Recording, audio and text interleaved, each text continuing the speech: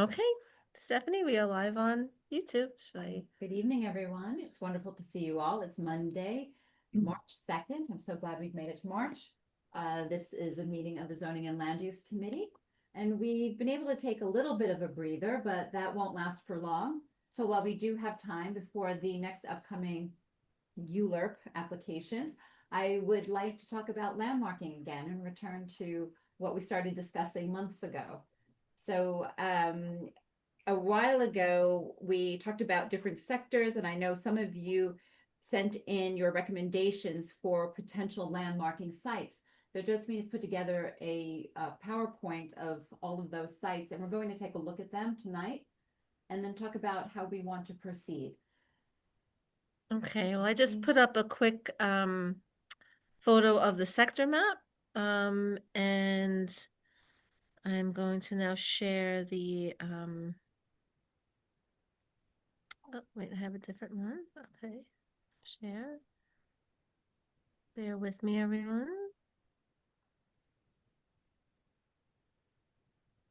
Oh, here we go. Okay.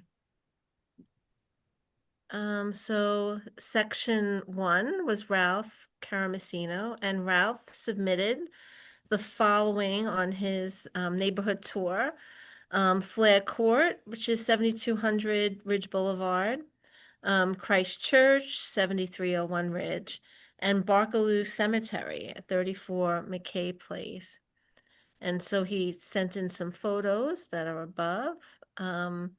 Flair Court was completed in 1936. It was the former site of, I believe, greenhouses, like farming. There's a picture somewhere in the district office here of it. So, but the buildings were completed in 1936. Christ Church at 7301 Ridge Boulevard. So we took a look at their website. Today, the parish of Christ Church was formed in 2014 when the former Christ Church Bay Ridge Parish merged with the former parish of St. John's, Fort Hamilton. Christ Church was established in 1851, and it was built in the current Gothic revival in 1909. So certainly is a beautiful church, beautiful building, and was built at the turn of the century.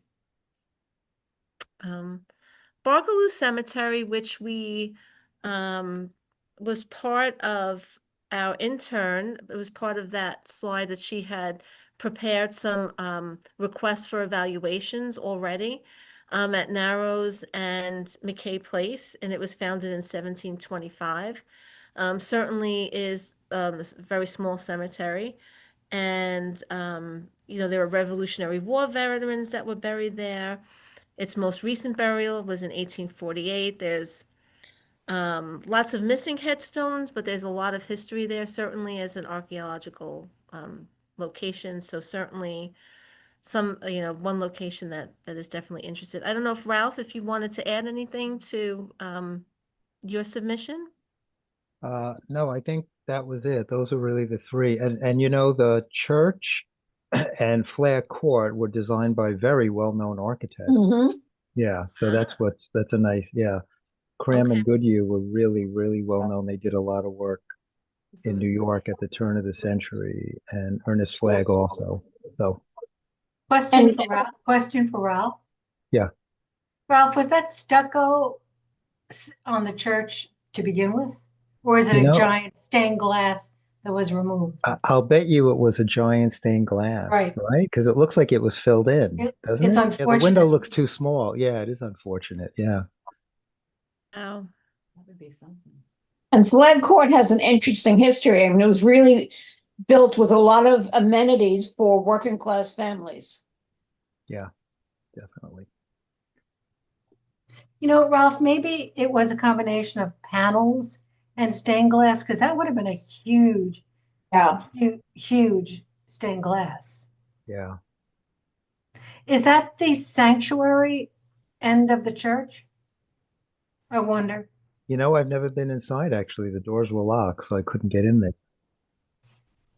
yeah, well, maybe we could do some outreach to the church and, I'm Yeah. sure. I don't believe it is. I think the sanctuary ends the other side. but I'm not sure. I don't remember. I've been in there once or twice. I've been in there for gymnastics for my daughters, I think. Yeah, I was gonna say I was there for my daughters one year and they had a Girl Scout troop Yeah. that was there. So it was many years ago. Okay. So next, let's see, Doris. So Doris's submissions were Wogan Terrace, 421 99th Street and 9210 Fort Hamilton Parkway.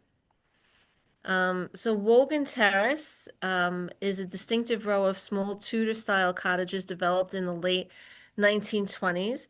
It was named after a local Democratic district leader, and the homes were originally marketed as modern one-family, six-room dwellings with garages. Due to the Great Depression, many were subsequently used for rentals. That's a little bit of quick information I found online. I don't know if there were other famous people, but they were built in the late 20s, circa 1928 to 1930. I've always thought this is such a quaint, nice little Mhm. private Yeah. street in CB10. That's between Shore Road and Narrows? No, that's No, it's near Fort Hamilton Parkway. right, and 94th Street. Oh, okay. Yeah, and it's a dead end. It's really, really nice. Um, What does it mean to landmark it? That no one could change any of their houses or? They need permission from landmarks. Marks, yeah. They have to submit their exterior changes to landmarks. And then landmarks will review it. And landmarks used to be very rigid and very difficult, but I know people who live in landmark buildings and they have become much more resident friendly. They've made it easier to do certain things. Like Dr. Bro, isn't it? Yeah, it's very similar to Doctor's Row. Doctor's Row, before it was landmarked, they had lots of questions, and that was one of them. So, the existing condition of the buildings was as they were when upon the landmarking. Major changes to the exterior, and I think windows, doors, there's different varying degrees of applications for small minor changes to larger ones, I think, that have to be reviewed, if I remember correctly. But this is really preliminary. This is just a conversation of what we think might be eligible for submission. And certainly if we were to, as we discussed, we would have to do outreach to the, property owners, homeowners, have a conversation first. This is really taking a look at what properties we think could be eligible for further initiation of a conversation. And 421 99th Street.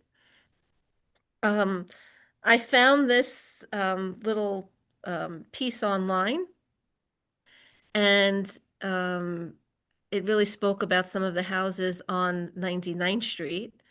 And I thought I would share it. It says the house 421 99th Street is extant as a single family dwelling with its cornice still in place. And it spoke about how flourishing this area, was really in the mid 1800s, the village of Fort Hamilton. The original St. John's visible on houses dotting the block. By 1873, a map indicates a house property of Mrs. J.H. Hopkins. So there was a lot written about it, Doris. I didn't really know too much about the history here or to delve into Well, it. I was told that it was a dry goods store during basic servicing the workers and so in the area and the Fort Hamilton Army Base. There were many of these houses in the area. They're called in New Orleans, they're called shotgun houses because you can open the front door and go straight out the back door. Oh, wow. And so they were easy and cheap to build, and they were very popular. And they were built for the workers who were servicing Fort Hamilton and the mansions on Shore Road. And there is a picture somewhere I have somewhere that shows that it had been a dry goods store, and it shows clothing hanging out in the front. Oh, wow. And it's a wood frame building. Yes. Yes. I mean, it does look very much intact. I mean, I could see It, some of it was restored, I can't remember how, probably more than 20 years ago. I believe it does have aluminum siding now, but it isn't exactly the same style that the wood slats would have been. And it has the original cornice. wow. Okay. Oh, I found this too on Brownstoner, about 421 99th Street. A lithograph from 1854 shows houses on Clark Street, now 99th Street, and the original St. John's on the corner. Oh, So yes, I thought this was pretty cool. that's a good one. I just Googled the address and this is what came up, so I thought that was pretty neat, to see this lithograph. Okay.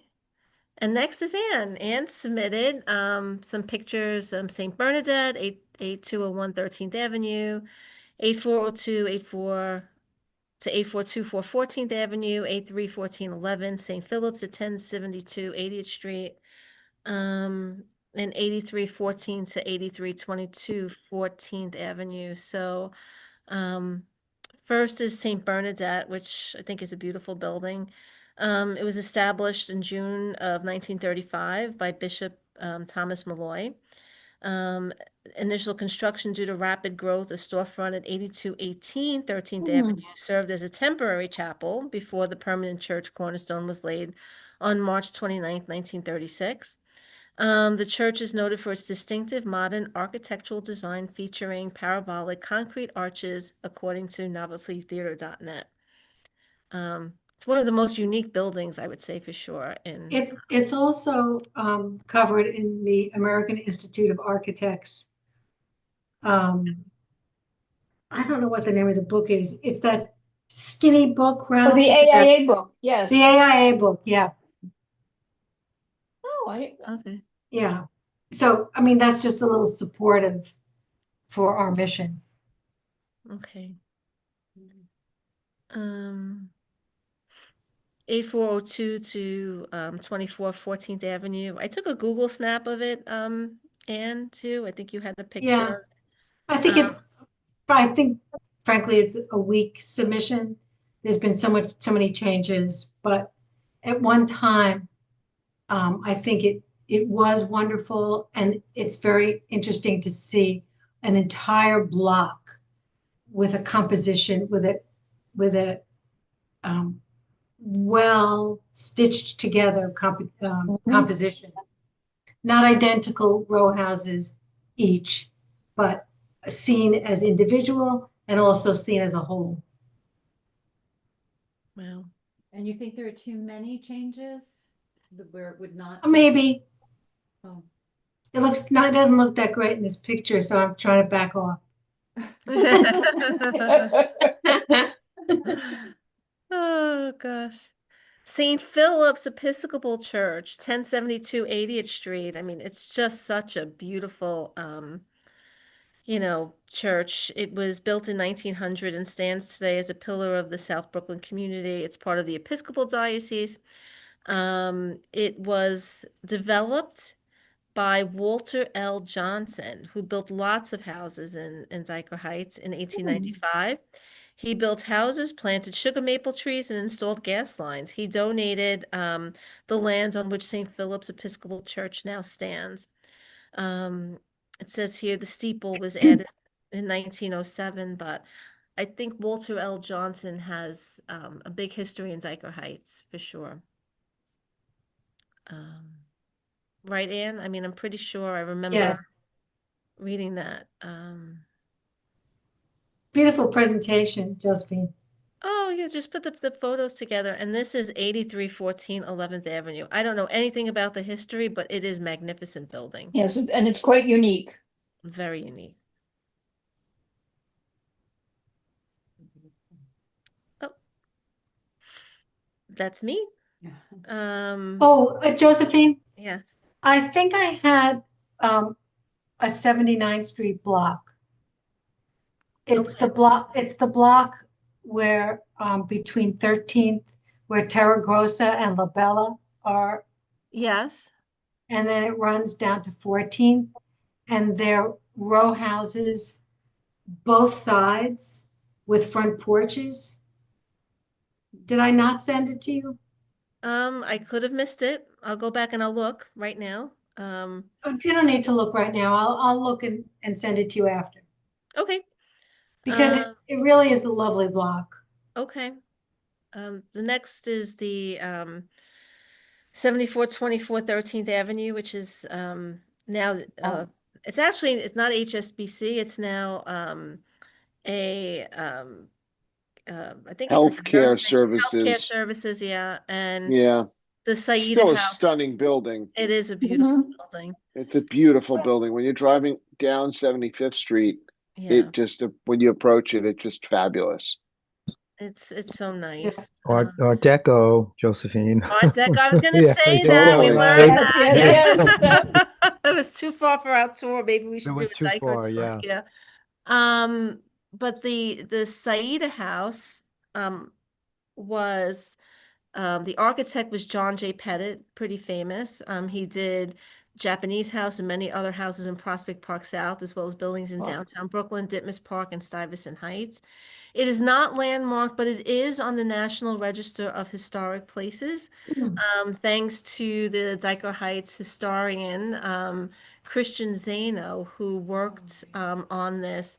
It was his, I believe it was his college thesis. He did a history of Dyker Heights, and this was included in it. And he was very active in getting this on the historic National Register, as well as some other very informative in Dyker Heights. We have it here, which might be a good topic to just take a look at. It's a beautiful building and it's pretty much intact.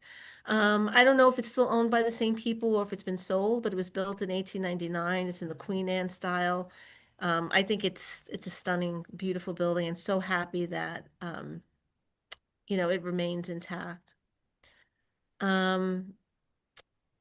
So I couldn't find much about the building here. I did look at its certificate of occupancy, which I thought was pretty cool. But safe deposit department, the boiler room. It has a banking room, a lounge, an elevator, machine. I mean, for the time of it was constructed in 1946. I would love to learn more about the architecture of the building. I certainly think it's a building worth saving in Dyker Heights. We only have one landmark currently in Dyker. We have so few in District 10, but this I would say is certainly on the list of my favorite, along with the Saida House. And those were my two contributions for individual landmarks from my area. And Stephanie, that was it for. I talked to you about it. I walked up the houses at the top of the steps on 76 between Narrows and Ridge. I mean Colonial and Ridge. Yes, yes. Those are crazy, Those Yeah. are beautiful. crazy. There's one really Two beautiful pictures, but one. obviously I went to Florida and never sent them to you. No, that's okay. But those homes, I think Henry Stewart wrote about them. Yep, he did. They have a And history. and we did speak to one of the owners when Thadia did her presentation to the board, and they were very much open to a tour, but they were a little resistant, I think, and concerned about landmarking. I think landmarking does concern people, overall.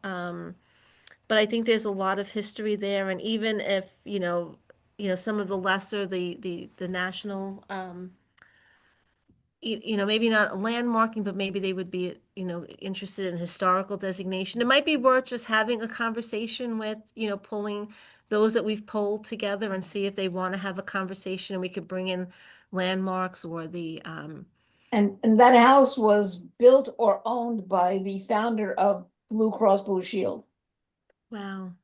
Yeah. who then moved across the street because the house was too old-fashioned. Funny. It really is just a beautiful, The one beautiful. in 76? Yes. Yes, mhm. It is really beautiful. And so we talked about, you know, um, the importance of preservation. Um, it's been very slow moving. the last administration didn't really move forward with lots of landmarking, which brings me to Stephanie, if you want to go right into. I would like to add another row of houses. Okay, Well, Ridge Boulevard between 91st and 92nd Street. They're a row of brick townhouses, and they're absolutely magnificent, and we have a very good contact there. The Lamonts Those are live there, fabulous. okay. and they're pretty much unchanged. I sent you Ann's again. Doris, would you repeat the Oh, you location? did. Oh, okay. Oh, did it have 79th Street? Yes. Oh, I'm sorry. Ridge Boulevard between 91st and 92nd Street. Thank you. I think on the west side of the street. And wow. Stephanie just sent me over the 79th Street, so I'll make sure we add that too. Thank you, Stephanie and Josephine. So the board did submit for evaluation individual landmarks last year for buildings for Engine 242, the High School of Telecommunications, and the Diker Heights Firehouse. If you remember, we had a wonderful intern who put together the RFEs for us for Engine 242, 284, and that's in Diker Heights, as well as the High School of Telecommunications. So we haven't heard back. They really haven't progressed. I thought it's time, perhaps, when we did this, there's a whole new administration, maybe bringing it to the top of the request list again. And I mentioned this to Stephanie earlier. We can easily send that into the new people it is a whole new administration, and perhaps we can see if there's interest here in these 3 public buildings, which we thought were good candidates for landmarking for sure. So, Would it make sense, or do we already have a letter describing what landmarking means to contact these people? We have their addresses. We could send them a letter with maybe a little pamphlet or something saying, the community board is considering submitting your home, and this is what it means. yeah, I think what we should do is to really invite everyone to kind of a big meeting, like a zone, like a landmarking 101, and have, like Kelly Carroll, the Historic Districts Council, Yes. LLC, to do a presentation for everyone. We did it many, many years ago for general interest. And we did have, we do have people in the community. I know 74th Street in Bay Ridge, Block Association, they're really interested in doing, some, landmarking, districts. There's Ovington Avenue, Senator Street, maybe putting everyone together who has an interest and a desire to, perhaps proceed. And those that we have identified on our walking tours, reach out to them, Pierre, like you say, we'll look up their, information and contact and see if we could bring everyone together, maybe before summer. Josephine and Stephanie, maybe it would be lovely to have that meeting on one of the premises, such as Ralph's Church or St. Bernadette's, just like get them into the mood. Yes, Great excellent idea. Great idea. Good idea. If I remember correctly, with the landmarking, the owner does not have to agree to the request for evaluation and RFE. But it would, I think, behoove us to, invite their opinion and their feedback, because it just makes it that much easier. So, but I wonder if religious affiliations would find it to be limiting to their financial. I was told years ago by someone who worked for the Historic District Council that religious organizations are often leery to have their Yes. property. Yeah, But not always. no, And maybe Historic District Council could help us get some people who live in landmarks building and what their experience has been working with landmarks and what it means to live in a landmark building. That's a great idea. Yes. Okay. I know at some point when we. And the School of Telecommunication has in their auditorium an incredible wall of windows because it was originally a school for girls, and it was professions for women. It's Ah. very impressive. If you can still see it because it was right next to where they built the extension. Wow. I know we have a lot of alum Mm. on the board who attended when it was an all-girls school. I've spoken to a few of them. Yeah. My mother was a alum, You said yes. that, So- As was mine. As was mine. Oh, very nice. See that?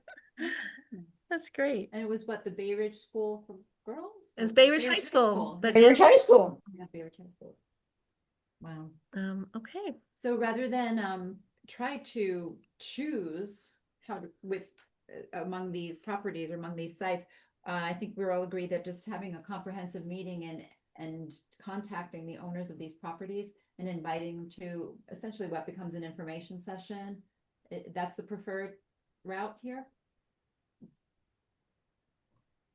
I think that's a good start. And then probably get some sort of committee together with all these property owners, like a preservation, a local preservation committee or preservation group that works with the community board. So we need buy-in from the community. Heavy, big time. And would we like to stay focused on just the landmarking as opposed to the National Registry of Historic Places? That had come up in previous discussions as well. Or have included in this information session. We could have both. Would do both, I Yeah. think, yeah. I would say you give people both options so Yeah. that they're not kind of feel they're being railroaded into landmarking, which has been made to sound like a really horrible thing, but I don't believe it. Agreed. Well, And maybe part of it could simply be heightening people's attention. Awareness. Yes, awareness. And to Sure. have give our own commendation to these buildings. CB10 favorites or And these don't have to be a definitive list. We could have the community submit Yeah. more. Oh, yeah, yes. We could definitely. we could run a contest, please submit your favorite, Yes. your favorite properties or buildings in Bay Ridge for a preservation contest. okay. We can do that. Yeah. That's good. Okay. All right, we'll work on that. Work on that. And so then I think also Josephine, as she was saying about the RFEs that from which we've had no response, that we resubmit those letters to the new administration. Do we need a motion for any of this? No, No? Okay, good. we'll do a resubmission. Okay, and then let's see. So next on the agenda, Thank you all. Stephanie asked me to prepare what's coming up in the next few months. So we have a ULURP that we expect to be here by next month, actually, an estimated April certification. It is a zoning map amendment from an R6B to a C23 and an R5B to an R7X C24 at 9305 Fifth Avenue, which is the current site of Staples. It is a zoning text amendment to map MIH, that's mandatory inclusionary housing, to facilitate a new 11-story, 292 dwelling unit mixed-use development, including 13,000 square feet for commercial development. It has an estimated time of an April certification. Department of City Planning has already notified the board of an advanced pre-cert, which means usually between 30 and 60 days. It will be certified.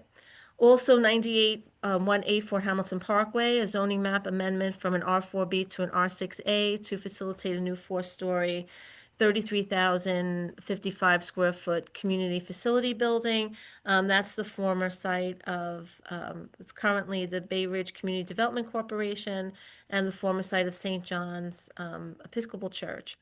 That's on the corner of 99th and Fort Hamilton Parkway. So, I just want to just remind board members how to look at information. I'm going to be sending out emails, but you can, all of the filings are public on the zoning Department of City Planning's ZAP portal. So you see here, I just took a snippet of what it looks like when you type in the address, or Fort Hamilton Muse rezoning. It will bring you to this page. And if you could see here, it says there's like a little arrow with public documents. So if you scroll, I'll just make this a little bit bigger. When you scroll down for public documents, you can click on each of the land use packages, which is where all of the documents will be to review the application. It's all in one place. So I'll make sure that I send the list and alert you when it is certified. Of course, this is a preliminary rendering of the building. And, you know, it's moving rather quickly through the process. There's a lot that's changed. You know, moving forward with the ballot proposals, in really fast tracking some of the ULURP, and, you know, we're still a part of ULURP and still a part of the review. There is a presentation that City Planning will be offering on March 16th. And I'll make sure, it's the day of our general board meeting. It's going to be Oh, from 6 yes. to 7, but it will be recorded. And I think that's something that we should view as a committee to really understand what the impacts are. Perhaps we can even watch it together, or just go over the highlights at some point in the next couple weeks after the meeting. Because it's a lot to unpack with the new ballot proposals in terms of ULURP, and how, you know, community boards are going to be, how different it's going to be reviewing ULURP. Yeah, I mean, as you can see, just from the rendering of the project at Fifth Avenue at the Staples site, that in and of itself is challenging, but the additional challenges come with understanding the applicability of any of the City of Yes changes. And then these ballot proposals, because our understanding's been, at least where Staples site is concerned, they are on a fast track, which was surprising, because a different understanding is that a lot of these changes would not be implemented for at least a year. So these are some of the things that we really do need to understand before we sit down with an application. Is that Staples store closed? I thought it was still open, or are they planning on No, closing? it's still open, but it's definitely planning on, you know, this development plan is moving forward. To demolish it? Yes, Yes. Yeah. Their lease will be up. their lease is up in a year or so. Yeah. Yeah. I see. The determination is that people don't use it as much. But Mm. regardless of whether or not they do, the Yeah. developer, the new owner would like to put this project. Yeah. That's it has right a huge- behind the last one that we just Yep. kind of voted Exactly, on. right across the Everyone street. understands it's literally parallel to the building we just approved. Yes. Yep. Right And there. did you say correctly, 292 units? That's Yes. I mean, correct. it's a huge building. I mean, listen, Yeah. it's gonna change that 2 blocks. And probably every few blocks around Everything it. south of 92nd Street. I agree Mhm. with that. Yeah, Yeah. and Dunkin' Like- Donuts will be next. Yes, Dunkin' Donuts, that's a big site, yeah. Is it? Yeah, it's, Oh, yeah, that is a big They one, have the yeah. parking That's lot. their Yeah. Yeah, they street. have the parking lot. Planning. We Right. talked a little bit about that. Right. Yeah, there's some auto repair places there Yeah, too no, that what I've are they taken my Yes. car to. So those are all like 1 story. Yes. Yeah. Car The car wash. wash. Those are all air rights. Car wash, right? I mean, yeah, I All think air that, rights. I think we've always identified the area south of 86th Street, the C8 triangle. A lot of those uses are changing, and we've talked about community planning. I mean, it's not a conversation perhaps for tonight, but something that, you know, we should probably begin to look at. Definitely. We will be very busy with all of this. And I think they'll just keep coming as well. I agree. You know, so maybe talking a little bit about community planning, you know, in the next maybe month or so, we could start looking into that a little bit more. Have a note. Okay, well, that completes our agenda. Any Well, that didn't leave us on a happy note. Sorry. Yeah, I know, right? There's questions? there's an asteroid heading towards the planet. Have a good night. Nice. Not quite that bad. No. All right. Focus on our landmarking and do what we can. And another impetus to focus on preservation. So, are there any Yeah. questions from the community? So there was just a note in the chat. Thank you for landmarking discussion. It's important in preserving Bay Ridge and Dyker Heights neighborhood character. So that was a positive feedback from an attendee. So thank you for that, Daniel. Oh, Ibrahim, you have your hand raised. I'm sorry. Yeah, hi, how are you all? Good. Yeah, it's impressive. I like the landmark session. I had an idea of maybe contacting the students on college. When we were in college, it's very interested to contact, to study a building or a district, designate any historic buildings. For example, City Tech, it's not too far. They definitely will be willing to have their students participate in these researches. Yeah, that's good. You know, we did have a good intern that one year. So I'll definitely reach out. It's always great to have help. That's a wonderful idea. Thank you, Ibrahim. Yes. Yes. We could use the extra. We could help. definitely use, yes. Yeah. Okay, great. It's an easy resource, and they actually they do well. They do good on it. Okay, good. Wonderful. Wonderful. We'll do. Well, that sounds like a happy note. So we have an end there. Okay. I would like to thank you all for your time and your input this evening. And I guess the next meeting is the general meeting. The general meeting on the 16th. On March 16th.